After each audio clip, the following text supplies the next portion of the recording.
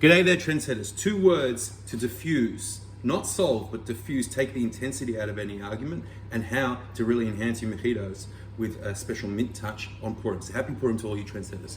So let's start with the mojito, and then we'll go to the diffusing, because we're infusing before we defuse. So I've got a simple syrup I've just prepared here, equal parts sugar to water. I happen to use, raw sugar. Doesn't really make a difference. It gives it a brown hue though.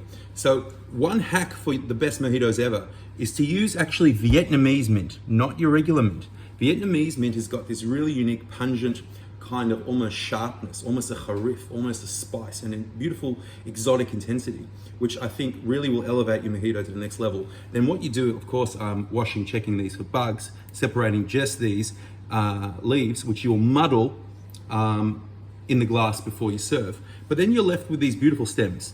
Now don't put those to waste.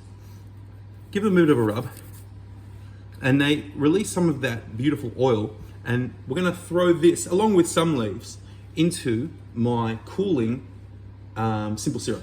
So that will infuse the simple syrup with a beautiful mint intensity, so you're gonna get layers of mint flavor in your mojito: lime juice, soda water, the simple syrup, fresh mint, little slice of lime, ice and slice, no complaints. So after you've had a few of those, let's open up a bit to how 2 words from the Purim Megillah, from Megillat Esther, revealing the hidden, to defuse any argument. And we can try this in any context. I've used this with some success, and it brings a bit of mindfulness, a bit of introspection, a bit of parts work into any fray. And perhaps we can then transform arrowheads into trailheads. Parts get activated. This is inevitable in any relationship, in particular intimate relationships. Our parts can get activated, protectors can come out. We're all dealing with different burdens. We're all schlepping different things. They can be burdens from our childhood, burdens from our life. They can be unattached burdens, which are from out of our system, and they can be legacy burdens passed down the generations. This is complex stuff.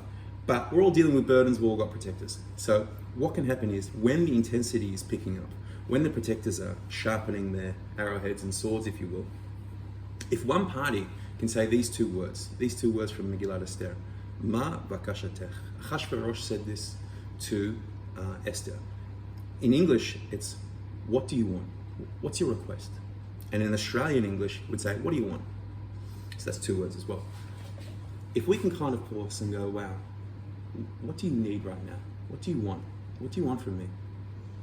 What's this part of you that's very animated right now? I can hear it, I can feel it. What does it need from me right now? That can perhaps disarm, take the energy in a loving judo move of that protector to get curious and connected with it. And then we can at least give pause to ourselves and pause to our partner, hopefully, and vice versa. What's going on here? There's a part that's loud. Every part that isn't listened to gets louder. Let's listen here. What does it need? What's its core concern? What's its core fear? What's its core anxiety? And what's this unmet need? So this is very Marty Rosenberg, a nonviolent communication. And so I'm saying judo moves in nonviolent communication, and it is nonviolent because we can then turn around the arrowheads into trailheads of exploration into these parts. It's not going to solve the underlying burden. Only an unburdening process, whatever that is for you, particularly IFS, of dealing with these burdens, unattached burdens and legacy burdens, will solve that underlying process, underlying issue, but it will diffuse the intensity of an argument. Ma bakashatech. What do you need? What do you need from me? And we also have to ask our parts, what do you need from ourselves? Like right now, do you need to be listened to? Do you need to be held physically or mentally or emotionally? And vice versa to our partner. What do they need? Do they need to be listened to? Do they need some space?